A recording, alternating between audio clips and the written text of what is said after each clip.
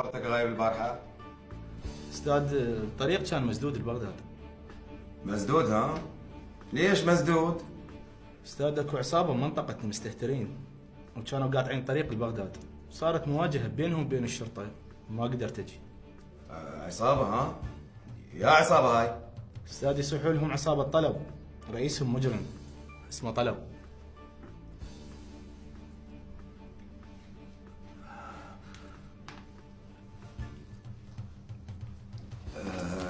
نكمل المحاضرة بكرة.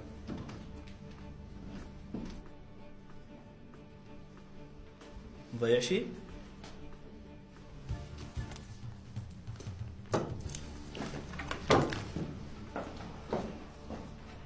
شنو الموضوع؟